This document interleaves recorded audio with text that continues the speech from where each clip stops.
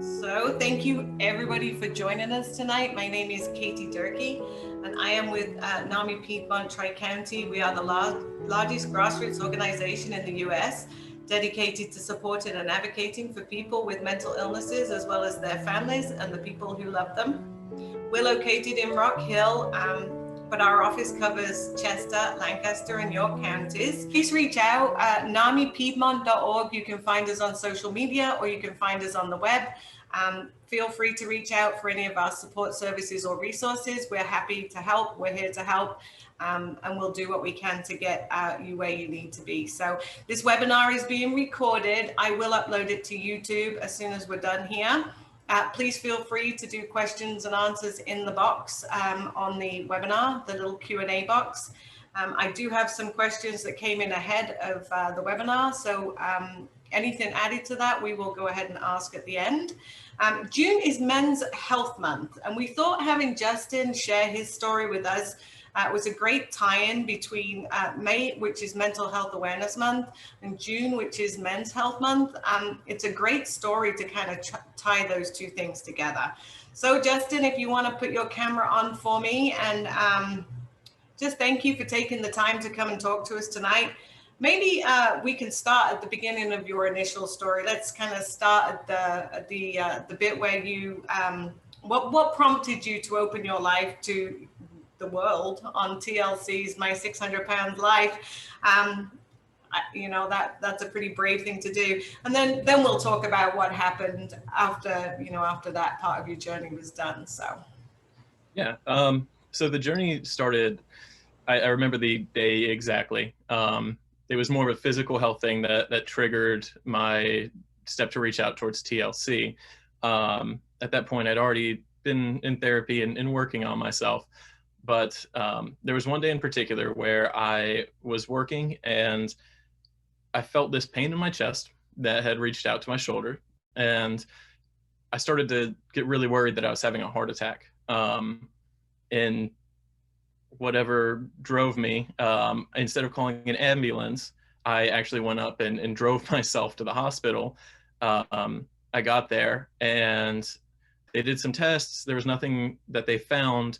And they just determined it to be an extreme anxiety attack. And it was genuinely to the point where I thought that I was dying, that I was having a heart attack, that I was done. I was this 700-pound guy who barely fit in my car. I needed a change at that point. And it drove me to actually start making some movements. And a few nights later, I was having trouble sleeping, and I think everyone gets that moment at, you know, midnight, 2 o'clock in the morning, where you start to really gather yourself and you get all this motivation to make a change, and you're like, okay, tomorrow I'm going to do this, and then I'm going to do this, and everything's going to come together, and I'm going to get my life together. And I just sort of took that little brief motivation and I acted on it right then. Instead of waiting for the next day to get started, I started looking up resources and looking up all these methods and all these ways to actually get stuff moving. And it's like 3 o'clock in the morning at this point. And I just sort of remember seeing this TV show called My 600 Pound Life. I'd never watched an episode of it before. I just knew that it existed. And I looked it up, and it was surprisingly easy to send them an email and reach out. So that's what I did. I sent them an email. I laid out my story, who I was, what I was trying to do with my life. And they responded pretty much the next day. They asked for a bunch of pictures and some videos. I got that sent over. And within 2 weeks, there was a camera crew in my house recording and going over contracts and all these confidentiality agreements and all these expectations and what they would cover and what I need to cover and just all the details. So it really started with that day that I thought that I was genuinely going to die. And I went to that hospital. They ended up letting me go. And, you know, that few nights later, I just had that motivation and acted on it then. Yeah, that middle of the night scenario is so interesting. It's, you know, that seems to be when things really are the worst. They always say it's the darkest before the dawn, but it's really true. That's kind of when you're struggling with anything mentally or with something that you're trying to work out, it's often the middle of the night that you kind of get that motivation to get going. And kudos for you, because quite honestly, it's like a lot of people will go back to sleep and think, I'll get on that in the morning, and then it never does, you know, it never materializes. It becomes that same next day as well. So when you got to the hospital, how did they address your weight gain? What led to you getting to the 700 pounds? So food had always been an issue. When I was being raised and growing up, I came from a very, very strict household. It was very authoritarian. My stepmother was the one who had ultimate final say over everything. My father tried. He did what he could, but he felt that his place was to provide money for the house. And beyond that, it was more my stepmother's responsibility to actually do any of the raising and all of that. So he would work, 60, 70 hours a week. The man worked himself to the bone to provide for us as best as he could. But my stepmother, she worked occasionally. She was, a mail carrier for a little while. And then she was a realtor for a bit. And I think she sold a trailer or two over like 2 years as a realtor. But what it really felt like her job was to let me know that I wasn't wanted, that they didn't want me there, or at least that she didn't want me there. I was afraid to ask for anything. If I wanted to go out with my friends, I had to find the ride there, the ride home. I had to have everything planned out and tell her ahead of time exactly where I was going, what I was doing, who I was going to be there with, how I'm getting back, and all of the details. Thank God Life 360 wasn't a thing, because I definitely would have had that on my phone whether or not I wanted it. And she was just very, very controlling. And one of the methods that she used to control was food.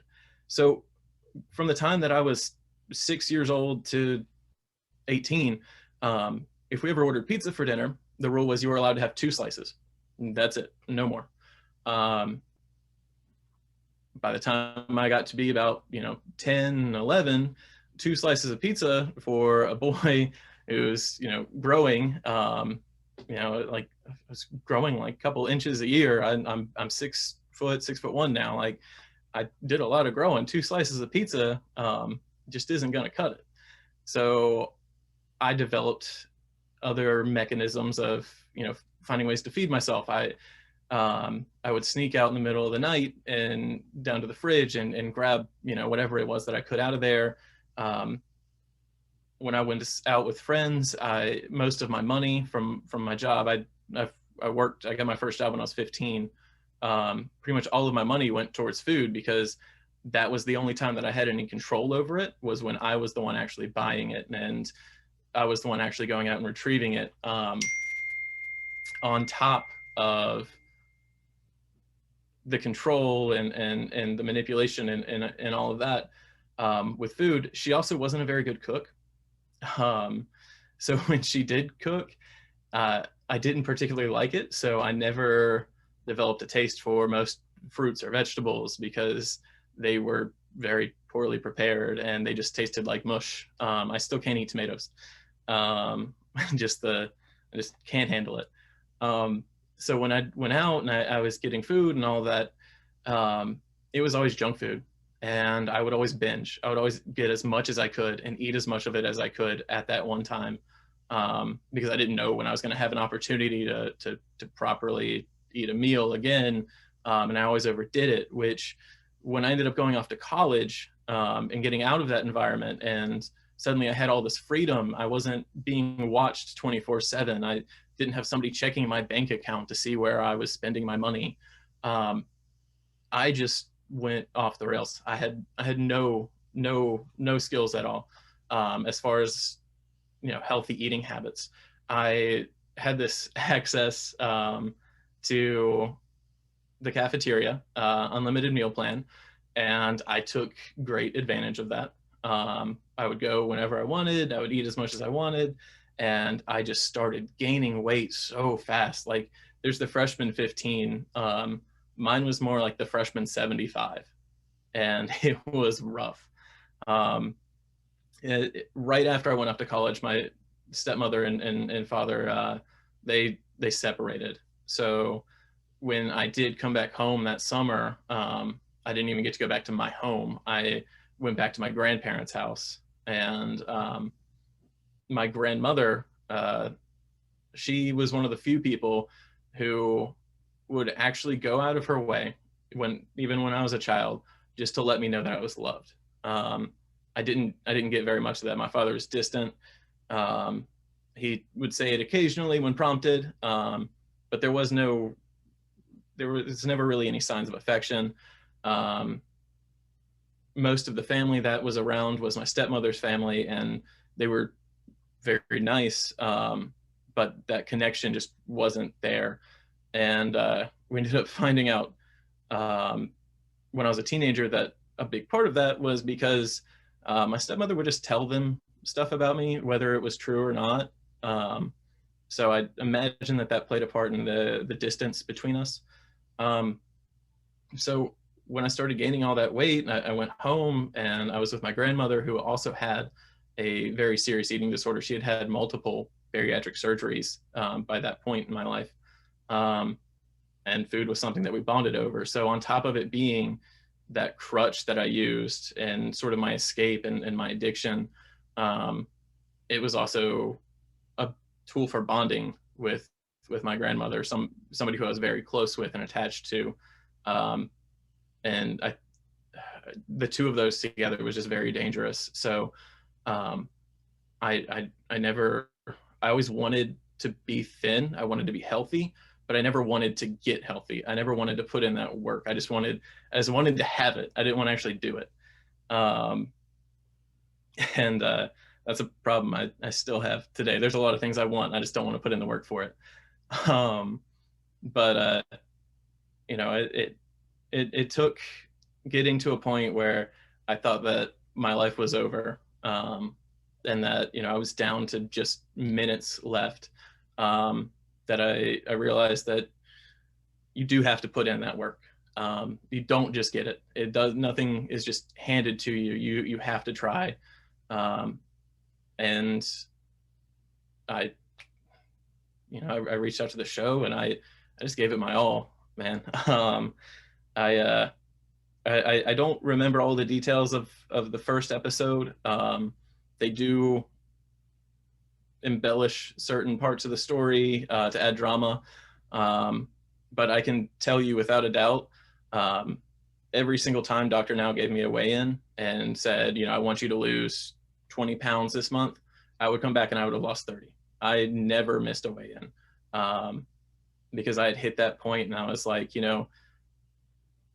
this is it. Like I'm making the change. I'm putting in the work now so that I can enjoy it later, because I have this new appreciation for life and I don't want to die. So that was kind of your rock bottom when you ended up on TLC and on the show. That's kind of like a spectacular rock bottom, but that's, it's a very public way of doing that. But so when you reached out to the show, did they ask you about, kind of any of your mental health or any of your past trauma, or did they just address it from a weight loss perspective? What did they, for somebody who's never seen the show, I must confess I've watched it because I'm a bit of a TLC junkie, but he's a lovely surgeon. He's a great guy. He's very direct. He's very matter of fact, and I like his approach. I must confess. I think he doesn't stand for any messing. But what did he say to you about approaching the weight loss along with working? Did they give you help for your mental health, or did that only start kind of connecting for you afterwards? Yeah. So when I reached out to the show, I had already been in therapy for about a year at that point. hadn't gotten as far as I wanted with it. But about a year prior to that, I was at a really low point, and I knew that I needed something. So I just went to talk therapy. I found a local therapist. We would chat and sort of go over some of the things like every now and then. And it started to give me an appreciation for mental health. And when I did reach out to the show at that point, mental health was very important to me. I had already had a few diagnosed disorders. And there's like this part of the show where I do remember this. They show me sitting. I'm in this red shirt, in like these khaki shorts, and we're talking. It's this interview where I'm just talking to the camera. I think it lasted about like 30 seconds or so that they actually had on the show. That interview in reality took probably about 9 hours of just sitting there talking to a camera, discussing everything that had led me to that point. And one of the things that I would put an emphasis on whenever we spoke was mental health, and how I'm okay with sharing this journey because I know how important these different subjects are. And I know that there's this big stigma on mental health that people sort of view it as more of like a something to be ashamed of. Like if you have depression, it's your problem. You need to just buck up and get over it.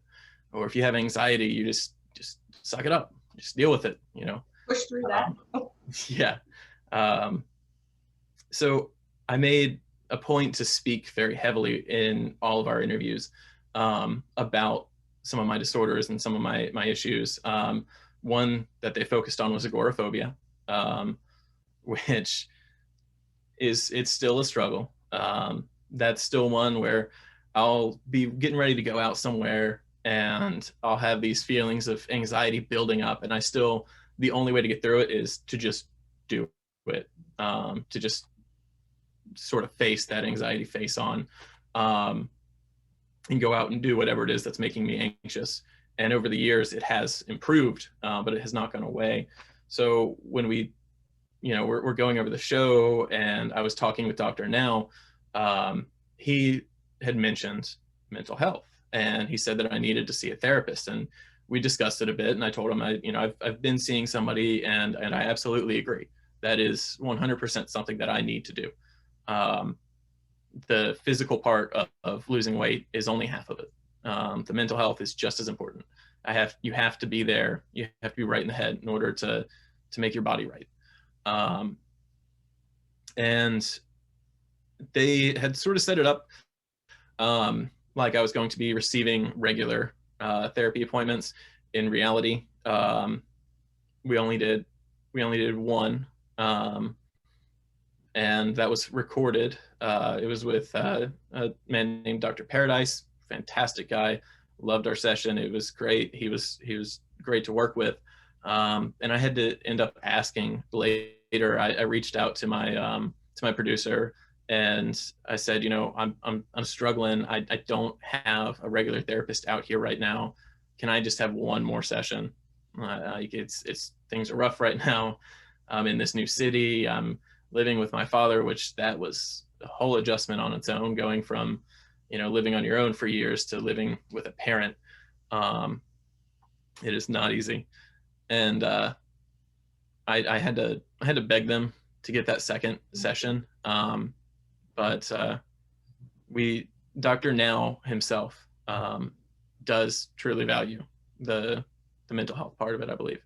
The show is a show. Its job is to make money, and to provide entertainment. So if they're not filming something, they're a little less inclined to do it. Right. I completely understand that. And they had gotten all the footage that they needed from that first session. So when you, how long did it take you overall to lose the weight? Did it come off, very quickly? Was it over the space of a year? Was it over the space of 2 years. How long has it taken you to get to where you're comfortable? Yeah. But to get to where I'm comfortable, I'm still not comfortable. You look great. You do Thank really you. look great. Still body dysmorphia, very real. I'll even like this chair that I'm sitting in now, for instance, I sort of pressed down on it and checked to make sure that it was stable before I sat down earlier, even though I've had this chair for years and I know that it's fine and I'm not going to break it. But it yeah, sorry, I got a little off topic there. It took me in the first episode, I believe they say it's a year that it took to get to the end of that first episode. In reality, I believe it was closer to 9 months. Okay. So I do actually have my fitness pal. I was logging my weight and keeping track of it regularly because I was committed at that point. I didn't even drink a glass of water without putting that in my fitness pal for a very long time. So the first time that I went out to see him, he gave me a goal, told me to come back in, I think it was a month, and I had lost in that month 70 or 80 pounds. It was a couple of pounds a day. When you are 700 pounds, it is very, very easy to lose weight. Right. Just breathing and existing burns so many calories at that point because there's so much of you. I tell people all the time, it's a lot harder to lose 20 pounds than it is to lose 200. So in total, it's been about maybe 3 years. I've been stable for a year. So in 2 years, I lost about 500 pounds. Okay, that's a drastic change. So when you lost the 500 pounds and you were more of a weight that you wanted to be at, that you would be sized at, then how is that for your mental health? I mean, how does that, you go from having this outer shell that kind of protects you and keeps people away, and we know that you've already mentioned several mental health diagnoses. We've got agoraphobia, we call it agoraphobia. There's definitely some post-traumatic stress disorder going on there. There's definitely some other things going on, depression, anxiety, everything that you've mentioned pretty much, you know, you could put a label on it. But a lot of, I'm thinking, and we've talked before, so, you know, was that coping mechanism also kind of gave you an armor against the world and an armor to hide behind for the world. So what was it like losing? 2 years is not a long time. And then you have to come out and face the world. And I'm sure people are really focused on that weight loss, but not on the person that you are. And so how was it for you kind of being jumped straight into this whole new world? And how was that for your coping mechanisms? It was awful. Yeah, I imagine. I used my weight as a scapegoat. I would tell myself all the time, like, no, I can't go out. I'm too big. I won't fit. I'm only depressed because I'm fat. I'm only not able to do this because I'm too big. If I just lose weight, I'd be happy again. So as I lost all of that weight, I lost my scapegoat, and those problems did not go away. That depression did not go away. My fear of leaving the house did not go away. So in a way, it actually, it made things worse for a little while. Without that scapegoat, without having something to blame, I was left with this really skewed image of myself. And all I was left with was to ask, you know, if the weight wasn't the problem, what is? And that answer was me. And I felt broken. I felt like there was something wrong with me. Like, oh, I've taken care of this issue that I've been blaming all my problems on, and my problems haven't gone away. What's wrong with me? Like, am I just broken? Am I just doomed to always be depressed and have all of these issues or any of these other things that were cropping up. So I went through a real slump there for a bit. And I had to find new ways to cope, and I had to find new ways to sort of view myself and view reality. Yeah, like you said, the weight was an armor. It's what I used to keep everything away. So without that, I hit this point where I was just like, I'm the problem. And I had to keep going to therapy, keep seeing a psychiatrist, and all of these things, and just really put all of my effort into it and push even harder to get through that slump, to get to a point where I felt like I was, sort of not maybe not comfortable, but I could accept who I was. So yeah, it was a journey in itself. So now I'm going to ask you, how old are you? I will be 31 on June 19th. So just well, happy birthday, early. Thank you. So you're 31 now, and so it's taken you, so really all your formative years going through, which should have been the most exciting part of your life, going to college, forging a career, you missed out on a lot of those things. And so do you feel any, sadness, bitterness, if you like, from the upbringing that you had, and then the piece that you missed out on because you were protecting yourself from that? Do you think that if you could have had help sooner, if somebody had recognized sooner for you, do you think that that would have changed the trajectory that you were on? I don't think so. Because what it took to get that change and make that difference, it had to come entirely from inside. I did have, friends who cared about me greatly and were concerned about my mental and my physical health, and were very encouraging to, seek out help. But what it really took had to come from inside. And I do have a bit of, I guess, nostalgia for those years that I missed out on. Nostalgia is not the right word, but I do feel like I missed out on a lot from the time I was 18 to 28. I couldn't really do anything. I lived to eat instead of ate to live, and yes, I have a dog. I'm sorry. That's a dog. Yeah, that dog actually played a very big part in my journey. He gave me a lot of reasons to, find something outside of myself to care in, and he gave me a reason many days to actually get out of bed.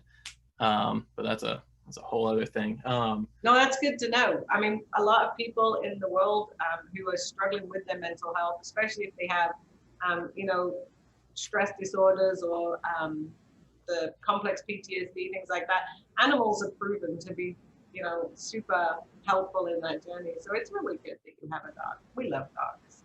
Yeah. Finn's my buddy. He's a good boy. He's helped me through a lot. But those years that I missed out on, I regret having done all of that. But I kind of had to accept it and get to a point. And I was actually talking with a friend today about something completely unrelated. There was this little trick that I knew to make something a bit easier for him. Showed it to him, and he was like, "Man, all that time, I was doing this the hard way." And I just mentioned to him, don't regret the time that you lost. Be grateful for the time that you're going to have and that you're going to save in the future. And I didn't say that just because, in that moment it was right. I said that because that's that's a big lesson that I had to learn myself. Don't regret what's already lost. Just find a way to be grateful and take pleasure in knowing that there's better stuff in the future coming your way. Yeah, I think that's true for everybody, right? It's like you've got to keep looking forwards. But sometimes it's even hard to even think about looking forwards when all you have to draw from is the past. So that can really kind of stop people from moving forwards. Do you stay in therapy? Are you still in therapy? Is that something that you still engage in? Yes, yeah, I still go to therapy regularly. It's not gone away. The stuff that happens to you when you're a kid, it doesn't just go away with a pill. It doesn't just clear up because you've grown up. When something really hits you and really affects you as a child,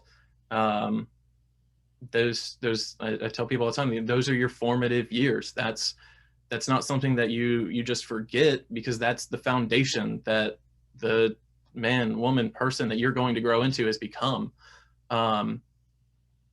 It doesn't, you don't just get over it because it's too far ingrained into who you are, and it is a part of that person that you eventually become. You know, if you need a metaphor, it's like you're laying the bricks to a building, and you put a few that are askew and they're not lined up right. By the time you get a few stories up, it's that little inch that's off is going to be feet. It's massive. Those little things, you don't just get over them. You have to work hard with every layer and every day to correct them and to not let them slip back. And it's a job. So when people say kids are resilient, we like to say, yeah, not so much, because there wouldn't be all these adults walking around who were, either in therapy or needing therapy, right? It's like kids are not so resilient. They just are told to suck it up, basically, a lot of the times. And when they suck it up, they internalize it. And then before you know it, you're on my 600-pound life and trying to make it go. Yeah. So it's kind of ironic, or not even ironic, but it is kind of ironic that you were into your recovery piece of your journey when the pandemic hit. So so you've done all this work for a couple of years, and you're really doing well, and you're becoming the person that you want to be, and then suddenly we're all forced to be at home. We're all told to stay home and not leave the house. How was that for you? That was, I was mad. I had worked so hard to get my life back, and I had started this job, and I was working as a teller, and I was getting back on my feet, and I had just gotten this promotion to a graphic designer, and I was so excited. I was going to get to use my degree. I was going to get to do all this cool, exciting stuff. I'm able to live. I'm able to see people, and I'm able to do all these things I couldn't. And now I'm stuck in my room 24 hours a day, not because of my body, but because of something completely out of my control. And it was just like, wow, is this what did I do? What did I do to deserve this? But it took it was another one of those ones where there was an adjustment period. And I've survived. I've made it through. It was much more challenging to maintain throughout all of that than it was to actually lose the weight in the first place. Okay. Maintenance is very, very hard post-bariatric surgery. There's days where I won't eat anything, and days where I just feel like I can't stop. So being stuck at home, it was not just the aggravation of having put in all this time and all this work to get my life. I was also suddenly only 15 feet away from a refrigerator. My crutch that I had relied on for my entire life, that was the one escape, and that I had finally learned to sort of tame and put away. I suddenly needed a crutch. I needed something to keep me going, and that demon was right there. It was one room away. So learning to live with that was another battle. I'm sure that TLC could have done a whole episode just on that alone. Did you find yourself reaching out for anything to replace the food that you had stopped? Quite often you'll see stories of people who do have bariatric surgery, they do lose a lot of weight, and then they become alcoholics, or then they, and that, unfortunately, I remember Connie Wilson talking about this many years ago. And so did you find yourself reaching out for any more negative coping skills to replace the coping skill that you had lost? Or did you, were you in time with your therapist to work in tandem with that? How did that work for you? So the transfer addiction is real. Some of the other people I know from the show have actually had issues with that, turned to alcohol or cigarettes or some other method to help it. Part of who I am is I'm very all or nothing. I either put all of myself into something or I pull away. So when it came to the health, I put all of myself into it, and it's not the healthiest way, but I just sort of white knuckled it through a lot of that, honestly. There were a lot of nights that were harder than others, but I was so afraid of falling into another addiction that I did everything I could to avoid anything at all that was addictive or that could have become a crutch. So I yeah, that one was a bit different. Yeah, I get that. I was a smoker for many, many years, and I always like to say I was a really good smoker because I commit to everything that I do 100%.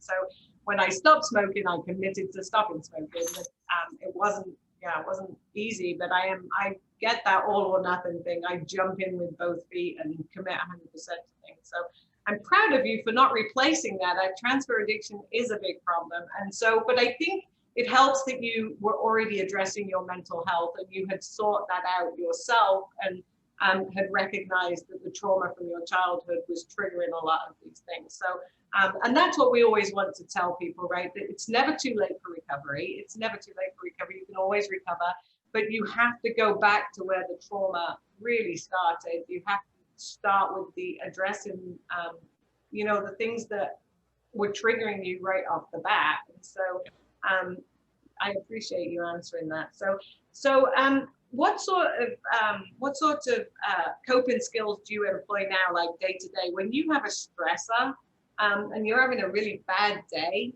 And what do you do to help yourself get through the day? What coping skills can you give other people? Yeah. So the coping skills are something I'm still working on. That's still a work in progress. I put a lot of focus into my work. I'm very task oriented. So if I'm having a rough day at work, I'll just change into something, some smaller task that I know I can complete. I get a lot of satisfaction from checking things off and seeing it from beginning to end. So if I'm having like a rough day at work, that's what I'll do is I'll start a different task, a different project. Sometimes I'll bring those frustrations from home in and sort of focus that into whatever it is that I'm trying to do. And when I'm at home, that's where I'm still really looking for a lot of that. The pandemic happened while I should have been developing most of those skills. So I wasn't able to really go out and do a whole bunch of stuff or find a lot of new hobbies. So now I do sort of similar to what I do at work. I find a task around the house that I can complete, just something that'll give me that sort of sense of accomplishment that, okay, I was productive, I've done something. I can rest now because I've actually accomplished something for the day. And that's what I'll normally use to cope. I'm trying to find new ones, more things to sort of get out there and do to take my mind off. But I'm still working on it. Yeah, it's difficult to find a toolbox of things that work. And that when you're in that stress or when you're in that place of distress, it's hard to access those tools that you've built because everything goes out of your mind at the time. So when you're in that heat of the moment, it's difficult to pull on those resources. So it's always good for people to hear what other people are doing and how that's, how that's really working for them. And I think that it's important for people to know as well that if it isn't working for you, then find something else. If it's more aggravating than it is assisting you because you can't do it properly, then stop doing that and find something else, And so I think that that's another good skill. So what would you say to somebody who is in your situation, maybe not the bariatric surgery piece, maybe not that piece, but if they're in your situation where they are trying to, use a coping skill that's a negative coping skill, but they've had that same kind of background that you had. How did you find that? I know you said it was 3 o'clock in the morning, but I mean, how did you find that what was that final piece that broke the camel's back? What was it that, or could you not even tell me? It was just, that was the moment and it happened and you don't even know why. Yeah, I hate to say it. It kind of is more that it was, I'd had those urges to those moments of motivation. They'd come up all the time. On top of being that size, I still have trouble sleeping. So for a long time, I had these like very vivid nightmares that would like keep me from sleeping. Had to go on medication for it. So getting that motivation, that late night sort of urge, and I feel like that's a really unique motivation. It gives you like this sense of, overwhelming delight and this sense of like, okay, yeah, I can really do this. Like, I know how, like, I got it planned out. I feel like that's a really unique sort of feeling. You don't really feel it throughout other times. So, that'd come up plenty. It was that one night I just sort of rolled over and was like, you know what? Let's, instead of starting tomorrow, let's start right now. One of the things I did that night on top of, reaching out was I downloaded MyFitnessPal and I just typed in everything that I knew that I'd eaten throughout the day. Best guess. It was far from accurate. But I was like, I know that when tomorrow comes, I'm not going to be feeling this way. I'm not going to have this like this push that I'm feeling. So you hear people say all the time, oh yeah, I'm going to start my diet next week, or I'm going to start working out in a few days and all this. And I was just like, that's never worked for me. I've never been able to be like, okay, on this day, I'm going to change my life and do this. So I was like, this is it. Yeah, I'm going to do it now or never.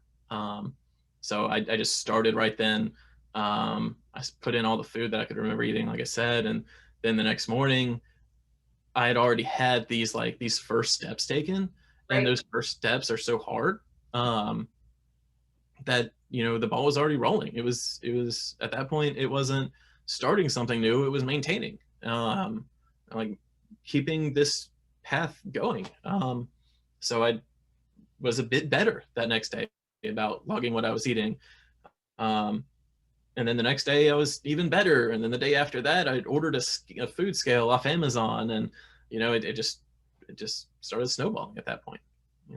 I think action really just helps that mental health piece as well. It's like, I am working on it, I'm working towards it. I actually have measurable goals, and I think measurable goals are really helpful in any healing journey. I think that it doesn't matter what you're doing, if you can log your progress and see it on paper or see it on the computer or whatever, then it makes you feel like you're accomplishing things. And once you're feeling accomplished, then it seems like you can just keep going, but it's very difficult. So I'm going to wrap it up here very soon, but somebody said, thank you, Justin. I'm the soon to be ex-wife of a husband that had bariatric sleeve surgery. I've been blaming myself for the divorces. My husband lost 130 pounds with the bariatric sleeve and gained all 130 pounds back. How do you find that? I mean, this is funny, I'm going to ask this anyway, but is there a Facebook group, a closed Facebook group for people on the TLC show? Do you all keep in touch? Do you have like a group chat? Is that you all support each other? There was a group chat for a little bit. I think before my time there was a closed Facebook group for it, but they kind of got a little out of hand with bashing the show. A lot of people don't have a very good experience with it. I got it's going to be hard. It's going to be really hard to have your, the most personal things in your life broadcast to people that I mean, as well as nice people, mean people are going to look, right? And the mean people are going to be the ones that are going to give you their most opinions. And so I don't know how somebody with tenuous mental health would have the strength to manage that. So again, proud of you. Thank you. But yeah, as of now, there's no group chats or groups that I'm a part of. As far as like cast or show alumni go, I've met up with a few of them a few times, and we've all talked, and everyone, as far as personalities go, I think they do portray our personalities pretty well on the show. They do push you very hard though. There was a scene in my episode where I was speaking with my mom, and I was confronting her over a lot of the stuff that had happened. I was entirely misled. I knew that I was going to the Carolinas but I was told that it was to see my friends and to show them all this weight that I'd lost, and how great I was doing and all of this. Then we get to the airport and I'm told, oh yeah, you're gonna see your mom, and I'm like, I can't really handle that. I'm aware of where I am mentally, and where I stand. Not ready for that one. Maybe next time though. And they're like, okay. And then they take me to see my mom, and I'm like, okay, I'll handle this. I'll go with it. But I'm not doing any of the confronting. I'm not talking about it. Just not there, not ready. And so we'd gone through like our entire meal, and the field crew, they hadn't had what they needed. They didn't get that confrontation like they needed, and the field crew, they were always great. I loved every single one of them. They were great people, but they were under a lot of pressure to get those scenes and to get that content. And the field producer that day, he started that conversation. He posed those initial questions to my mom, that got it going. And what you see from me in those moments was more of a reaction. And then she had said a few things that really got under my skin. She refuses to this day to take responsibility for anything. We've not been in contact now for 2 years, maybe 3. The last when we were filming that scene, that's the last time I've ever seen her. I haven't seen her since that day, which that's a whole other thing that you can give an entire seminar on. Is just because somebody is family and blood doesn't mean that they have to be in your life. Because I knew that, yeah, she was blood, but that blood was toxic. I know you can repeat that, because that's something that we tell people. Just, if people are abusive to you, it doesn't matter if they're your spouse or your husband or your wife or your parent. It doesn't matter if they're the people that are driving that, then definitely you can't get redemption. Sometimes there is no redemption in that. So you're waiting for that apology, you're waiting for that person to say, I'm so sorry. And if they never do, that's even worse, so I've learned to forgive and let go. Right. But just because you've forgiven and let go, doesn't mean you have to forget. You can learn from those lessons, and you can move forward with your life without bringing them back. So that was a tough lesson in itself. We do have a question. It's like you mentioned that you were already working on yourself mentally before the show, so I assume that's therapy and counseling. Did your therapist or primary care doctor ever attempt to address your weight with you? If not, how would you have wanted to hear that information, and what would have been the best way to approach you that would be the most likely to create change? There's a few things in that one. The best way to have approached me to create change would have been to come to me, and I've told this to a few people as well who've reached out, simply telling me that I needed to change. It's not going to do anything. I've seen a mirror. I know I need to change. Telling me that you're concerned and that you care about me, and that you want what's best for me, that's gonna make me feel a little guilty, which sort of pushes me back towards some of those crutches that I'm leaning on. What would have triggered me to get moving and to make that change sooner would have been for somebody to come to me and been like, hey, I'm going to the gym and I'm going to start working on myself and I'm going to start doing these things. Would you like to join me? That would have made a big difference. If they were already on that path, and instead of trying to push me in a direction, they were simply offering me to walk beside them, that would have made a big difference. Yeah. And I'd been in counseling and therapy. I did have a primary care doctor. He was very concerned with about my weight. We discussed it multiple times. I actually selected him in particular after going through all rows and rows of doctors online and doing all this research. Chose him in particular because he had been rated very low on bedside manner, and I was like, okay, I need someone who's going to be gruff. I need someone who's just going to tell me how it is. I have the therapy there for the mental part.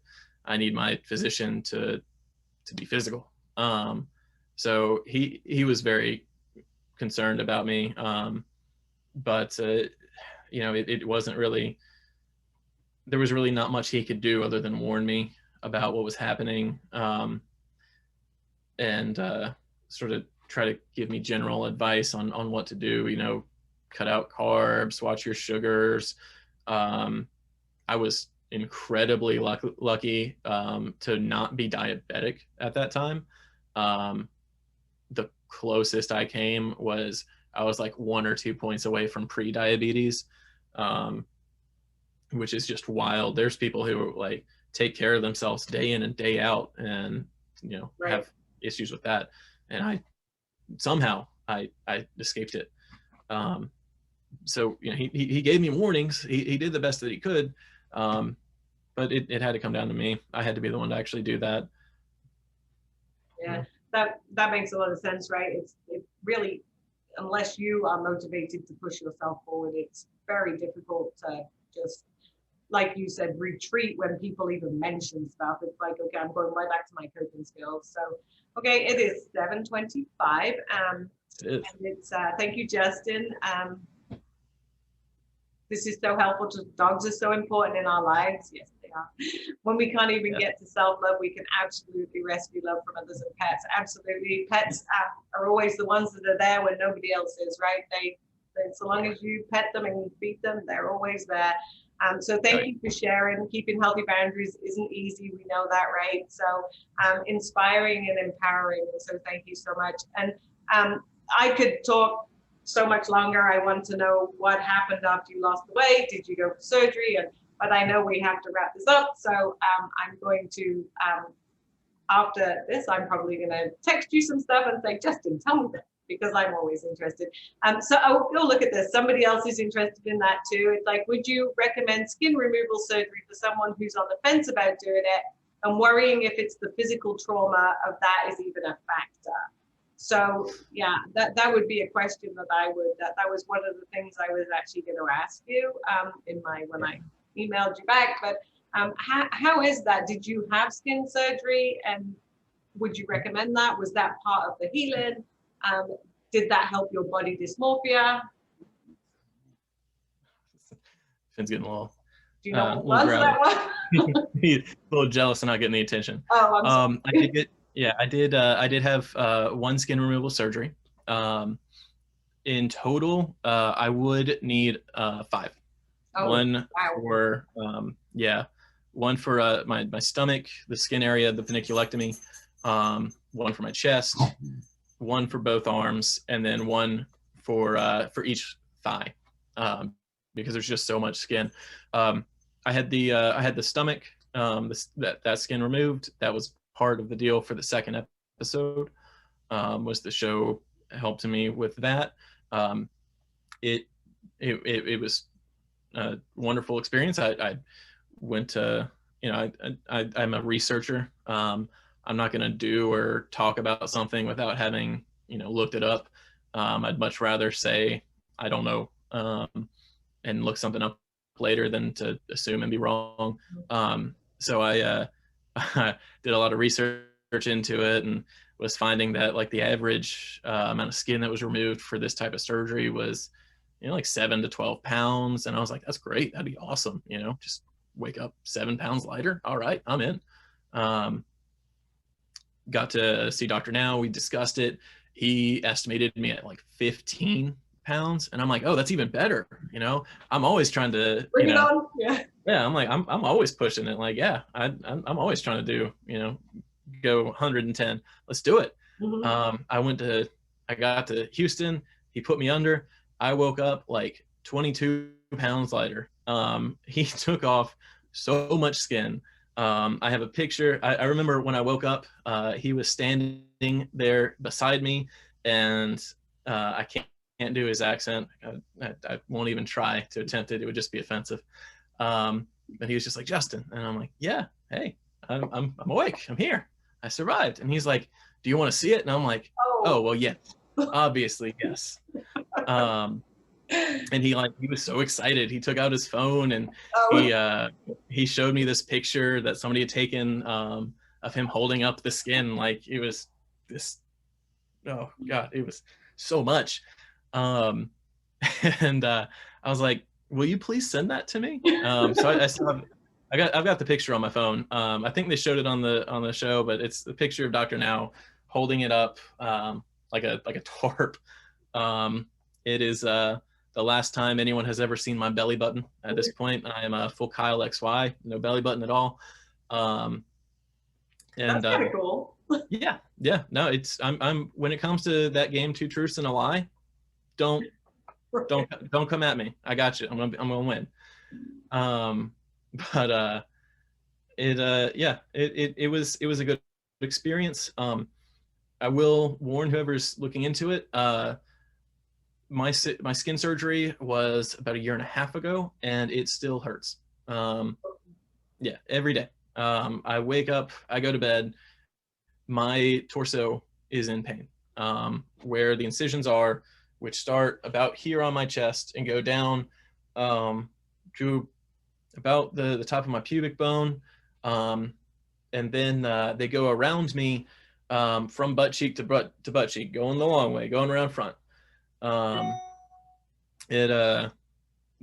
entire incision mark, it still hurts. Is that normal?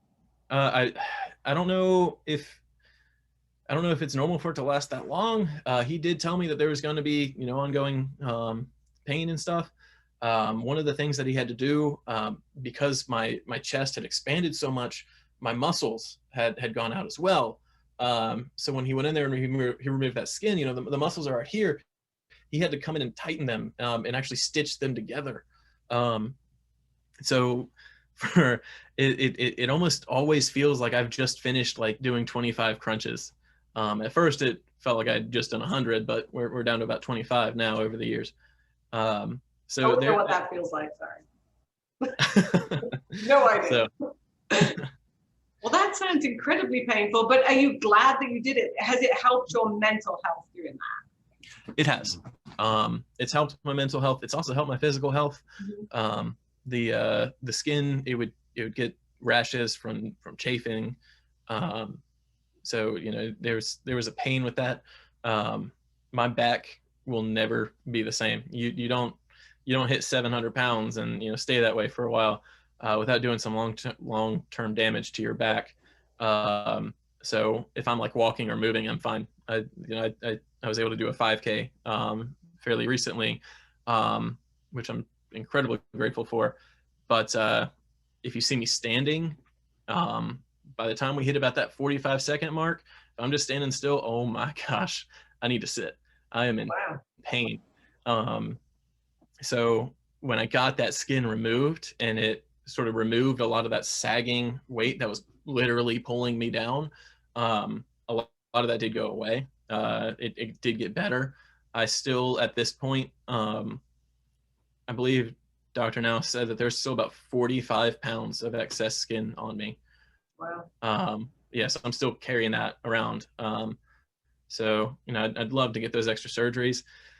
Unfortunately, they are very expensive, so I don't know if that's going to be happening. Is that, and I'm gossiping there, but is that covered on insurance? Is that, I mean, would that be considered detrimental to your health and well-being, and so therefore it's covered on? Is it medically necessary to get rid of that skin, or do they just that's not covered? So the first surgery is appendiculectomy. That one was covered by insurance. Dr. Now did present the case and get it pre-approved, stating that it was medically necessary for a whole slew of reasons. And he would very easily be able to make a case for the rest of the skin as well. Unfortunately, all of those surgeries are considered to be opt-in. So you have to get it. Yeah, you have to get it approved beforehand, and the insurance company themselves, they have to feel like it's medically necessary in order to approve it. So I would need to find a doctor here in South Carolina who could take a look and see the damage that the extra skin is still doing, and actually present a case to an insurance company to have that happen. Otherwise, it would be out of pocket, which I was looking at some of them the other day, just out of curiosity, and it would be about $30,000. Yeah. Yeah, well, I mean, we see it all the time, right? People leaving for Mexico and Costa Rica and Brazil to go and do the surgeries because it's cheaper. Yeah. So, well, we're going to leave it there. Well, thank you so much, Justin. I really enjoyed chatting. I love your attitude. I got to admit, it's like you are so just matter of fact and pretty, inspiring over this. I mean, you could be really bitter and upset. You seem to have worked through a lot of that, and I'm proud of you for working on your mental health, which I'm sure you are too. So my community certainly appreciates you breaking the stigma for that mental health. We know it's, a medical condition just like every other medical condition, so we appreciate that very much. Is there any final words before we get off tonight? Is there anything that you would want to say to people who are contemplating this? Or if you're looking for, a place to start, or a time to start, the time to start is right now. Don't push it off. And if you're looking for a place to start, just go with what your gut says is, that first step. Chances are, if you're, if it's that step that you're afraid to take, like, oh, that's going to be a lot of work, that's probably going to be the step to take. Right, that's the one to start with, yeah. Yeah. And, we all have our paths, we all have our journeys. It's up to us to make it what we want. And if you want to be different, then you have to do different. Yeah, you've got to go for that life that you want to live rather than the life that you've been sometimes put on the path of. But you can follow Justin on Instagram at McSwainJ2. Am I right about that? McSwainJ2? Yep. On Instagram, you can follow Follow us on Instagram, NAMI Piedmont Tri-County. We super appreciate you being here tonight. Thank you. I really enjoyed talking to you. So have a great evening. Thanks everybody for joining us. We will have this on YouTube shortly. Take care. Thanks. Thanks. Good night.